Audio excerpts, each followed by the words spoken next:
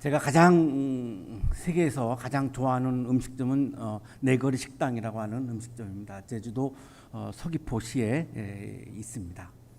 제주도에 가면 아침, 점심, 저녁 다 여기 내거리 식당에 가서 갈치국만 먹습니다. 코로나 이후에 한 번도 못 가서 이렇게 숨이 막힐 때가 있습니다. 그러다가 이걸 먹으면 이렇게 숨이 트이는 그런 이런 느낌이 오는 그런 갈치국입니다. 이런 거를 우리가 단골 손님이다라고 이렇게 말할 수 있습니다. 제주도에 있는 동안 여기만 가니까요. 거기 가면은 이제 여사장님하고 이제 인사도 하고, 저는 알죠. 그분은 저를 모르지만 저는 알아서 인사도 하고 이렇게 감사도 드리고 너무 맛있는 갈치국을 해주셔서 고맙다고 이렇게 인사도 합니다. 그러나 저는 이 여사장님과 교제를 하거나 이렇게 대화를 한 적은 없습니다. 그러니까 관계가 있다고 말할 수 없죠. 제가 뭔가를 전화할 수도 없고 부탁을 할 수도 없습니다. 관계가 없으니까요. 교제나 대화를 하지 않았기 때문이죠. 단골이지만 그 여주인하고는 아무런 관계가 없습니다. 오늘도 우리는 예배당에 왔습니다. 매 주일마다 우리가 예배당에 오죠. 단골이죠. 여러분, 우리는 모두 여기 우리 한양대학교의 단골입니다. 내가 여기 단골로 온 거와 하나님과 관계를 맺는 것은 다른 차원입니다. 제가 내거리 식당의 단골이지만 그 주인과 관계를 맺는 것이 다른 차원인 것처럼 우리가 교회에 오는 거와 하나님과의 관계를 맺는 것은 완전히 다른 차원입니다. 매주 단골로 교회에 오더라도 하나님과 대화가 없고 하나님과의 교제가 없다면 하나님과 친밀한 관계를 맺을 수는 없습니다. 내가 한양대학교에 아주 훌륭한 교인은 될 수 있지만 하나님과 깊은 교제를 나누는 그 영적인 기쁨을 체험하고 경험하는 이 영적인 경험이 나에게 있을 수가 없습니다. 그러면 하나님과 관계를 맺지 못하면 나는 하나님께 뭔가를 내가 부탁할 수가 없습니다. 나하고 아무런 관계가 없는 사람에게 부탁할 수가 없습니다. 관계가 있어도 부탁을 한다라고 하는 게 굉장히 조심스럽죠. 저는 살면서 굉장히 조심하는 것 중에 하나가 부탁하는 겁니다. 부탁하고 싶을 때가 굉장히 많습니다. 저의 개인적인 일로 아니라 공적인 일로도 부탁을 하고 싶은 게 굉장히 많아요. 하지만 그것이 폐해가 될까 봐 굉장히 조심합니다. 그러나 아무런 관계도 없는데 어떻게 부탁을 합니까? 내가 하나님과 아무런 관계가 없는데 하나님께 내가 부탁을 할 수가 없지요. 내가 교회의 단골이 되는 것보다 더 중요한 것은 하나님과 내가 친밀한 관계를 맺고 깊은 관계를 맺는 것이 나의 영적 생활에는 더 중요한 거죠. 아빌라의 테레사라고 하는 분은 마더 테레사와는 다른 분입니다. 1515년에 출생했던 분인데 스페인 출신의 수도자이고 아주 위대한 신학자입니다. 이분이 영혼의 성이라고 하는 저서를 통해서 어떻게 우리가 하나님과 친밀한 관계를 맺는가에 대해서 아주 구체적으로 자세하게 설명을 해줍니다. 이분이 설명을 하면서 이 영혼이 성 안으로 들어가는 비유를 말합니다. 내 안에 하나님이 계시는데 이 하나의 성과 같다는 거죠. 그럼 내 혼이 그 성 안으로 자꾸 이렇게 들어가는데 7개의 방이 있다고 말합니다. 그 더 깊은 방에 들어가면 들어갈수록 하나님과 더 깊은 친밀을, 더 깊은 관계를 맺게 된다고 설명합니다. 이 7개의 방을 3단계로 요약할 수가 있는데 첫 번째 단계는 우정의 단계입니다. 내가 기도를 이제 하기 시작하는 거죠. 하나님과 관계를 맺기 시작하는 겁니다. 그래서 우리가 지금 계속 수련회 때마다 관상기도에 대한 특강을 계속 듣고 있는데요. 기도하지 아니하면 내가 하나님과 대화를 할 수가 없죠. 관계가 시작될 수가 없죠. 하나님을 내가 소중하게 여깁니다. 그러니까 대화하죠. 그러나 내가 추구하는 것에도 애착을 갖습니다. 이러면 하나님의 뜻과 내 뜻이 나란히 병존합니다. 하나님의 뜻과 내 뜻이 일치하는 단계가 아니죠. 이 단계는 하나님의 뜻도 존재하고 내가 이거를 소중하게 여깁니다. 하지만 나의 뜻도 너무 소중합니다. 이걸 놓을 수가 없어요. 그래서 이게 나란히 존재하는 거죠. 이게 이제 우정의 단계입니다. 둘째는 약혼의 단계인데, 이 연인이 되면 내가 사랑하는 사람에게 내 뜻을 자꾸만 맞추죠. 그러다 보면 내 뜻을 자꾸만 내려놓게 됩니다.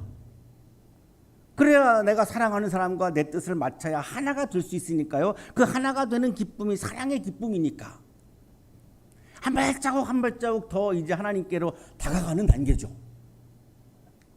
셋째는 영적 결혼의 단계라고 말하는데, 모든 일에 대해서 하나님의 뜻이 내 안에서 이루어지기를 갈망하는 단계입니다.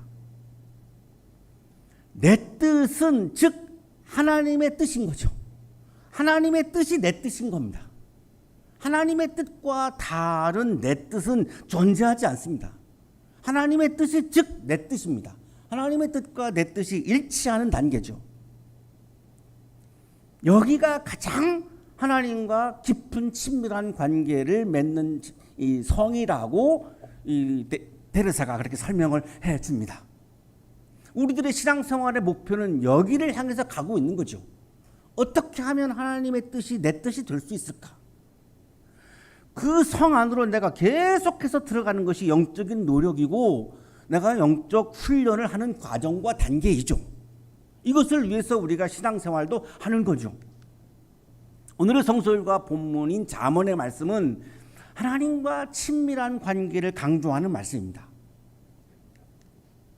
이 잠언이라고 하는 말은 히브리어 마샤를 옮긴 말인데 비슷하다, 담다 이런 뜻을 가지고 있습니다. 그러니까 은유와 비유로 사건과 사물을 설명하는 이런 격언, 속담, 비유를 말하는 뜻입니다. 이 잠언에서 잠은 바늘 잠입니다. 중국의 말을 사실 우리가 따와서 잠언으로 번역을 한 거죠. 이 마샤를 번역을 할 때에 그냥 비유 뭐 이렇게 번역하지 않고 굳이 잠언이라고 비유를 한 이유는 중국어 때문에 그렇습니다. 이 잠언이 바늘 잠입니다. 바늘로 콕 찌르는 그런 말씀이라는 겁니다. 바늘로 나를 꽉 찔러서 나에게 경고를 하기도 하고 충격을 주기도 하고 또한 안내하기도 하고 바늘로 나를 딱 찌르는 그런 교훈의 말씀이다라고 하는 뜻입니다. 그래서 금언, 격언, 아포리즘 이런 거 아주 비슷한 말입니다. 이 잠언서는 지혜 문학 중에 하나인데 여기서 구약성서에서 말하는 지혜는 히브리어 호크마를 옮긴 말인데 통전적인 이해력, 전문적인 지식과 기술을 의미합니다. 자, 그러나 이것이 세상을 살아가는 우리가 처세를 위한 수완을 위한 지식과 기술, 이해를 말하는 것이 아니라 하나님 중심으로 살기 위한 이해, 이 이해를 명철이라고 부릅니다. 이 명철을 영어로 옮기면은 understanding입니다. 내 삶을 내가 어떻게 해석하느냐 다양하게 해석할 수 있습니다. 내 삶을 하나님 중심으로 해석할 때에 내 삶을 하나님 중심으로 이해할 수 있죠. 이런 거를 말하는 겁니다. 이거를 지혜라고 말하는 겁니다. 하나님 중심으로 살아가기 위한 지식, 하나님 중심으로 살아가기 위한 기술, 이거를 지혜라고 부르는 겁니다. 우리가 지금 흔히 알고 있는 위스덤, 지혜의 의미하고는 좀 다릅니다. 하나님 중심으로 살기 위한 이해력, 통전적인 이해, 하나님 중심으로 살기 위한 기술, 하나님 중심으로 살기 위한 지식, 이거를 통틀어서 구약성서는 지혜라고 그렇게 말씀을 합니다. 이 잠언서에서는 이 지혜를 의인화해서 말합니다. 1장부터 9장까지가 잠언서의 서론에 해당하는데 이 서론에서 보면 지혜를 여선지자, 창조자, 건축자, 현숙한 여성으로 의인화합니다. 오늘의 성서일과 본문이 이제 9장 1절에서 6절인데 오늘 본문에서는 건축자로 의인화합니다. 물론 여성 지혜입니다. 사람으로 이렇게 의인화하는 거죠. 그래서 오늘 잠언 9장에는 두 종류의 초대가 나오는데 하나는 지혜의 여성 지혜의 초대이고 하나는 여성 어리석음의 초대입니다. 9장 1절부터 6절까지는 여성 지혜의 초대가 나오고 13절 18절에는 여성 어리석음의 초대가 나옵니다. 이 두 종류의 초대입니다.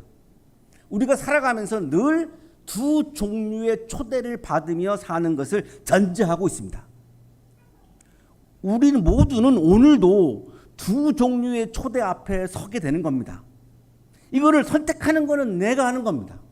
거기까지 하나님이 관여하지 않습니다. 두 종류의 초대 앞에서 선택하는 것은 내가 하는 거죠. 그 선택에 따라서 내 인생의 결과는 달라진다는 겁니다. 이 9장을 보면 여성 지혜는 초대를 위해서 1급 기둥으로 자신의 집을 짓습니다.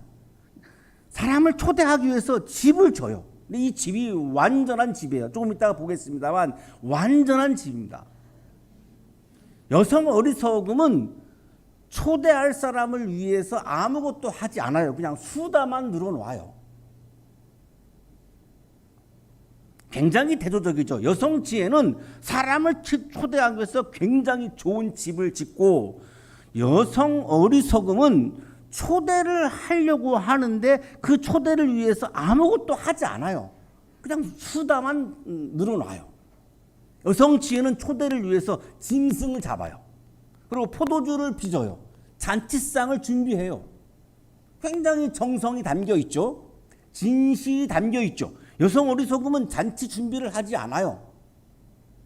초대는 하는데 잔치 준비를 하지 않아요. 그냥 앉아 있어요. 여성 지혜는 잔치집 여주인으로서 사람들에게 시녀들을 보내가지고 초대를 해요. 구체적이죠. 굉장히 구체적이죠. 시녀들을 보내가지고 초대를 합니다. 여성 어리석음은 자신의 길을 열심히 가고 있는 사람들을 오라고 말해요. 방해하는 거죠. 여성 지혜는 완전한 건축과 풍성한 잔치 준비를 마치고 어수룩한 사람들과 지혜가 모자라는 사람들을 잔치에 초대합니다. 이 어수룩한 사람들을 이따가 다시 한번 보겠는데요. 어수룩한 사람들을 이 잔치에 초대합니다. 이 여성 어리석음도 물론 어리숙한 사람들을 초대합니다. 여성 지혜는 어리숙한 사람들을 위해서 자신이 손수 빚은 떡과 포도주로 준비한 잔치에 초대합니다. 여성 어리석음은 훔친 물과 몰래 먹는 빵으로 어리숙한 사람들을 초대합니다. 굉장히 대조적이죠. 여성 지혜는 어수룩한 사람들을 초대하면서 이렇게 강조합니다. 어수룩한 길을 내버리고 생명을 얻어라. 명철의 길을 따라가거라. 이 어수룩한 사람들을 초대하는 목적을 밝힙니다. 이 어리숙한 사람들을 내가 준비한 잔치에 초대하는 목적은 생명을 얻기 위한 것이다. 생명의 길을 걸어가게 하기 위한 것이다. 나를 위한 것이 아니라 당신을 위한 거다. 당신이 죽음의 길이 아닌 생명의 길을 걸어가기 위해서 나는 이 자리에 초대하는 것이다. 이 목적을 이렇게 밝힙니다. 그리고 이제 이 여성 어리석음 장면에서는 여성 어리석음이 말하지 않고 내레이터가 등장을 해서 여성 어리석음의 초대를 받는 사람들은 수월에 빠지게 될 거라고 경고합니다. 이 수옥은 뭐 지옥하고 비슷한 그런 거죠. 지옥에 빠진다는 거죠. 자, 오늘의 성서 일과 본문은 이 여성 지혜가 사람들을 초대하기 위해서 집을 짓는 장면으로 시작을 하고 있습니다. 7 기둥으로 집을 짓죠.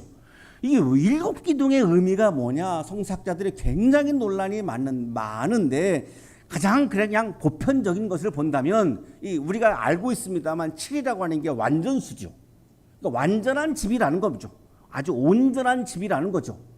7개의 기둥이라면 굉장히 큰 집이고 완전한 집이라는 겁니다. 구약 주석가인 브루스 왈트키가 이거를 우리들에게 확인을 해주는데 이 7개 기둥으로 세워진 집의 의미는 완전성을 의미한다라고 이렇게 설명을 해줍니다. 고대 근동에서는 집을 짓고 잔치를 벌이는 것이 일반적인 관습이에요. 솔로몬도 성전을 짓고 큰 잔치를 벌입니다. 우갈의 신화를 보면 바알도 집을 짓고 잔치를 벌입니다. 그 성서에만 아니라 다른 신화에도 다 거의 등장합니다. 그러니까 아주 그냥 일상적인 관습이었던 거죠. 집을 짓고 나면 잔치를 사람들을 초대해 가지고 잔치를 벌입니다. 우리나라에서도 집을 짓고 나면 사람들을 초대해서 잔치를 하죠. 우리 교회에서는 그거를 이제 봉헌식이라고 하면서 잔치를 벌이죠. 저는 1984년에 첫 목회를 시작했습니다. 24살 때였습니다. 충청남도 성안에 있는 영광교회에 파송을 받아서 첫 목회를 시작했는데 화재로 예배당 건물이 전소된 교회였습니다. 갔더니 그냥 잿더미만 남아있는 교회예요. 그래서 마을회관을 빌려서 마을회관에서 예배를 드리다가 1년 만에 지금 보시는 저 예배당을 건축을 했습니다. 지금도 영광교회 예배당 건물이 저 예배당 건물입니다. 똑같습니다. 그리고서 이제 짓고 나니까 우리 교인들이 마을 모든 사람들을 초대해서 잔치를 하자라고 그렇게 제안을 하셨어요. 당연히 그렇게 해야 된다는 거죠. 뭐 믿는 사람 안 믿는 사람을 나누는 게 아니라 마을 사람 모두를 초대해서 잔치를 하자는 거예요. 그래서 이제 교인들이 오셔가지고 막 음식을 준비하고 해가지고 이제 여성교회에서 이제 준비해가지고 지금 보시는 저 12분이 여성교회 멤버입니다. 남성교회는 지금 빠져 있고. 그래서 이제 잔치를 이제 했습니다. 그러니까 이 중동뿐만이 아니라 우리나라에서도 역시 아주 굉장한 이렇게 보편적인 그냥 관습입니다. 그래서 지금 이렇게 이 본문이 나오는 거죠. 이 잔치를 벌이고 나서 생각이 잊혀지지 않는 것이 하나 있는데 음식을 너무 많이 준비한 거예요. 사람들에게 정이 많은 거예요. 그러니까 많이 뭘 주고 싶은 거죠. 이게 어려운 교회잖아요. 굉장히 어려운 교회여서 담임 목사 봉급이 10만 원 주는 교회였습니다. 그런데 이 마을 사람들을 초대하면서 막 대접하고 싶으니까 음식을 너무 많이 준비했어요. 그러니까 너무 많이 남은 거죠. 이 남은 음식을 어떻게 처리하느냐 가지고 저 12분이 싸움이 일어났어요. 지금 생각하면 굉장히 귀여우시죠? 굉장히 귀엽습니다. 예. 그 결말은 제가 잘 기억이 안 나는데 그랬던 기억이 납니다. 그러고서 집을 짓고 나서 그 다음에 이제 요리를 해야 되잖아요. 그래서 이제 이 지혜 여성 지혜가 짐승을 잡아요. 이 고대 근동에서 짐승을 잡는 것은 남성이 하는 일입니다. 여성이 하는 일이 아니에요. 그러나 이 여성 지혜는 이 잔치에 대한 초대에 대한 간절함이 있는 거예요. 그래서 자기가 손수 짐승을 잡아요. 제가 어릴 때 기억하면 우리 집에 이제 귀한 손님이 오면 대접할 게 없어요. 그러니까 뭐 장을 보러 가는 것도 아니잖아요. 시골에는 장도 없잖아요. 그러면 어머님이 어떻게 하셨냐면 집에서 달걀을 먹기 위해서 닭을 기르셨어요. 그러면 그 닭을 잡으세요. 손 직접 잡으세요. 그걸 누가 어디 가서 뭐 잡는 게 아니니까 이렇게 끓는 물에다가 닭을 넣어서 털을 뽑아가지고 직접 닭을 잡아가지고 그거를 요리해가지고 대접하는 모습을 제가 봤어요. 그런 것처럼 지금 이 여성 지혜도 직접 자기가 짐승을 잡아서 닭이 아니에요. 여기는 아마 이제 소일 가능성이 많습니다. 그래가지고 이제 대접을 이제 하려고. 그리고 고기만 있으면 안 되니까 포도주를 준비합니다. 이 포도주를 준비하는데 아주 맛있는 포도주를 위해서 포도주에 꿀과 향료를 섞습니다. 그러니까 꿀과 향료가 섞여 있는 포도주예요. 이 포도주와 고기로 아주 정성스러운 이제 잔치상을 이제 차린 거죠. 자, 이제 끝났어요. 잔치 준비가 끝났어요. 그러니까 초대를 해야죠. 그래서 시녀들을 보냅니다. 성읍 높은 게 가서 막 외치게 하고 직접 이제 시장 같은 데 가서 사람들을 만나게 하고 그래서 이 시녀들이 직접 가서 사람들을 이렇게 초대를 하죠. 이 장면을 보면 이 여성 지혜가 굉장히 초대와 잔치에 굉장히 아주 간절한 마음이 막 이렇게 느껴집니다. 자, 이제 초대를 이제 하는데 어수룩한 사람을 초대합니다. 어수룩한 사람은 누구나 이리로 발길을 돌려라. 이게 이제 초대 멘트예요. 어수룩한 사람들은 여기로 와라. 우리 집으로 와라. 잔치집으로 와라. 지각이 모자라는 사람도 와라. 이거예요.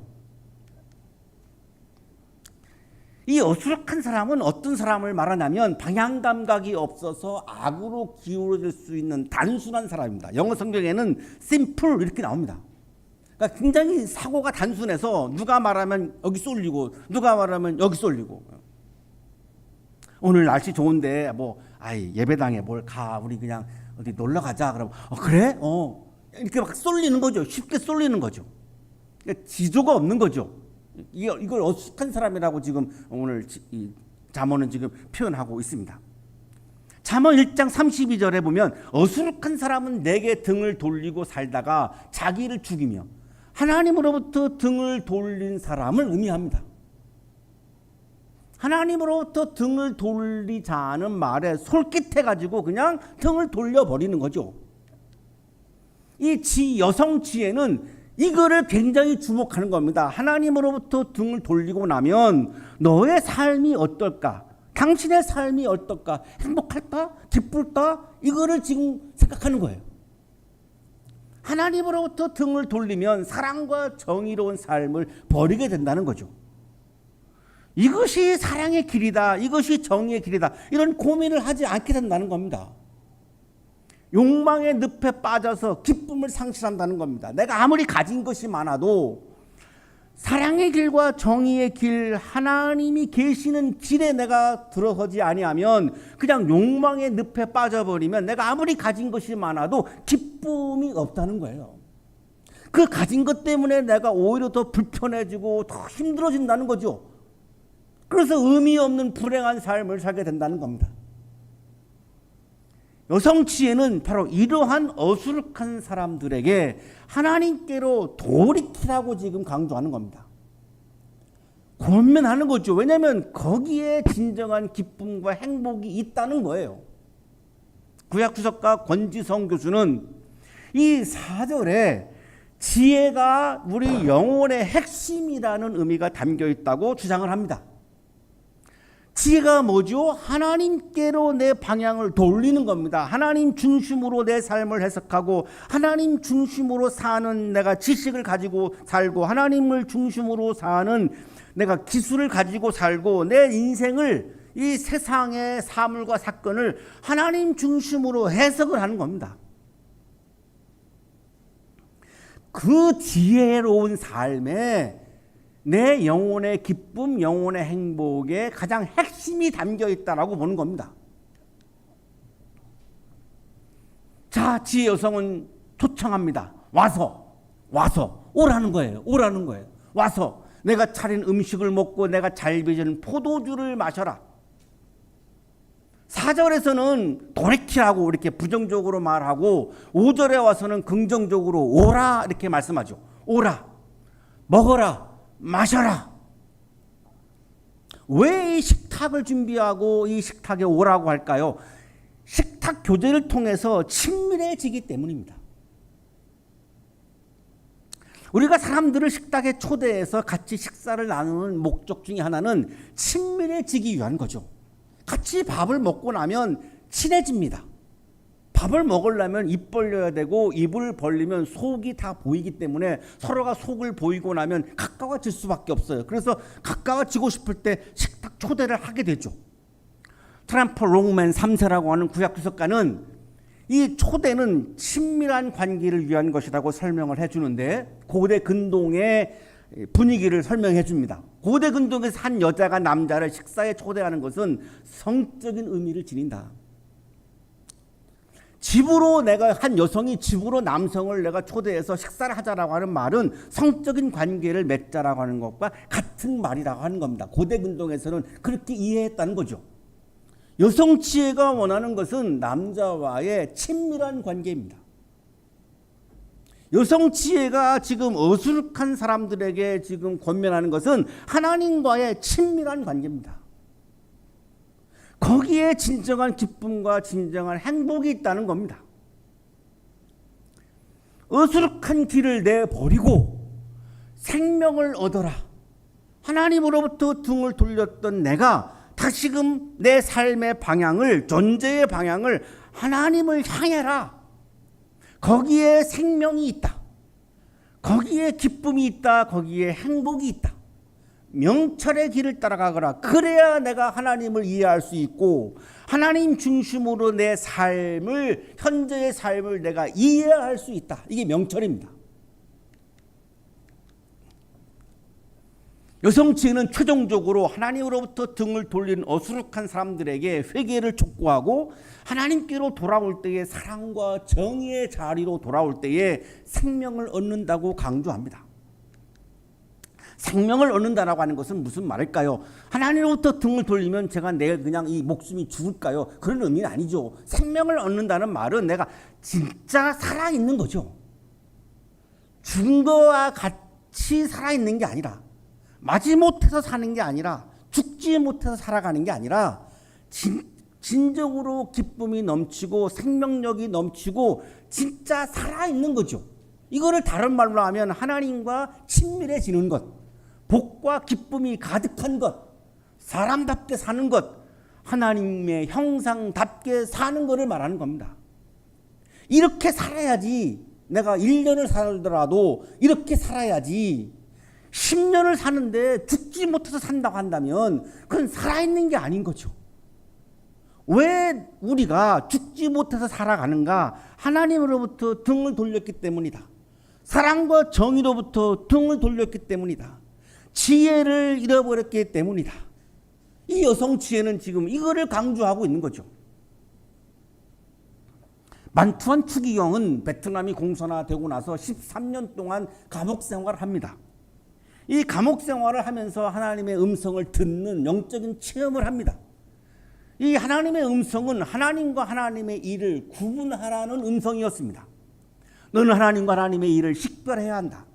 내가 해온 모든 일과 계속해서 행하기를 원하는 모든 것들, 사목 방문, 신학생과 남녀, 수도자와 평신도들, 그리고 젊은이들의 양성, 학교의 설립, 학생들을 위한 휴게실, 비그리스도를 복음화하기 위한 사명, 이 모든 것들은 훌륭한 일이고 하나님의 일이다. 그러나 그것들이 하나님은 아닌 것이다. 하나님의 일을 하는 것이 매우 중요하지만 하나님의 일을 한다고 해서 하나님과 친밀해지는 것은 아니다. 하나님이 나를 초대하는 자리는 우선 하나님이 계시는 그 존재의 자리이다. 하나님의 일을 하는 일터로 하나님이 나를 파송하시지만 하나님이 먼저 나를 초대하는 자리는 하나님이 계시는, 존재하시는 바로 그 자리다. 거기에 가서 내가 하나님과 관계를 맺고 하나님의 일을 하기 위한 일터로 가야 하나님이 원하시는 일을 할 수 있지. 하나님과 관계는 맺지 않고 하나님과 교제는 하지 않고 하나님과 친밀해지지 않은 상황에서 하나님의 일을 하게 되면 하나님이 원하시지 않는 일을 하게 된다. 자기가 좋아서, 자기 만족에 취해서. 우리 목회자들이 굉장히 조심해야 되는 부분입니다. 목회자는 하나님의 일을 열심히 해야 합니다. 열심히 해야죠. 그게 나쁘다는 게 아닙니다. 하지만 하나님과 관계를 맺지 않고 하나님의 일에 몰두하게 되면 자기 일에 빠지게 됩니다. 하나님과 친밀해지는 게 더 먼저입니다. 하나님께서 우리를 초대하는 집은, 하나님이 우리를 초대하는 길은 하나님과 관계를 맺는 집, 하나님과 관계를 맺는 길입니다. 이 초대에 내가 일단 응답을 해야죠. 그리고 하나님과 대화해야죠. 하나님과 식탁 교제를 나누어야죠. 이게 성만찬 예식입니다. 하나님과 자꾸만 깊은 교제를 나눠야, 하나님과 내가 친밀해져야 하나님이 원하시는 게 무엇인가를 내가 알 수 있고 하나님의 뜻이, 즉 내 뜻이 되어서 하나님과 내가 일치할 수 있습니다. 반투한 추기경이 하는 말은 바로 이 말을 강조하고 있는 겁니다. 굉장히 열심히 일했다고 합니다, 이분이. 근데 감옥에 가서 처음으로 이거를 깨달았다는 거예요. 그렇게 열심히 일했는데 공산주의자들에 의해서 성당도 다 빼앗기고 교구도 다 빼앗기고 모든 것을 다 잃었다는 겁니다. 허무했다는 거죠. 그때 들려온 하나님의 음성이 이 음성이라는 겁니다. 사랑하는 한양 가족 여러분, 하나님의 일 혹은 교회 일에 집중하다가 하나님과의 친밀한 관계를 놓칠 수 있습니다. 하나님과 친밀한 관계를 맺지 않고 교회 일을 하다가 보면 하나님께서 원하시지 않는 일을 할 수 있습니다. 하나님과 친밀한 관계를 맺을 때 생명의 길을, 기쁨의 길을, 행복한 길을, 지혜의 길을 걸어갈 수 있습니다. 우리는 오늘도 두 종류의 초대를 받고 있습니다. 생명의 길과 죽음의 길, 인간다운 길과 비인간적인 길, 사랑의 길과 정죄의 길, 환대의 길과 혐오의 길, 연민의 길과 교만의 길, 정의의 길과 불의의 길, 신앙의 길과 욕망의 길, 하나님이 충만한 길과 욕심이 가득한 길. 이 사이에서 우리는 하나를 선택해야 합니다. 특히 우리 청년들은 이 길을 사이에서 선택을 해야 합니다. 굉장히 괴로울 것입니다. 어떤 길을 선택하느냐에 따라서 내 인생에 기쁨이 가득할 수도 있고 욕구 불만이 가득할 수도 있습니다. 여성 지혜는 나를 생명의 길로 초대합니다. 여성 어리석음은 나를 죽음의 길로 초대합니다. 여성 어리석음이 초대하는 길은 달콤합니다. 내 욕망을 자극합니다. 흥분시킵니다. 그러나 여성 지혜가 초대하는 길은 하나님께서 충만한 이 생명의 길을 선택할 때에 영적으로 진실한 사람으로 살아갈 수 있습니다. 신앙인은 영적으로 진실하게 살아가는 것을 원하는 사람이고 영적으로 진실하게 살아가는 것을 기뻐하는 사람입니다. 우리 그리스도인에게 중요한 것은 내 욕망을 얼마나 이루느냐가 아니라 내가 영적으로 얼마나 진실한 사람으로 사느냐, 이것이 그리스도인에게는 가장 중요한 과제입니다.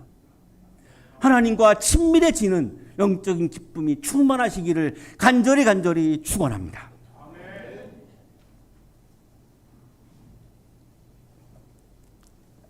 거룩하신 하나님, 나도 모르는 사이에 하나님과 멀어질 때가 많습니다. 내가 하는 일에 취해서 하나님의 뜻을 묻지 않을 때도 많습니다. 하나님께서 원하시는 것을 여쭤보지 않을 때도 참 많습니다.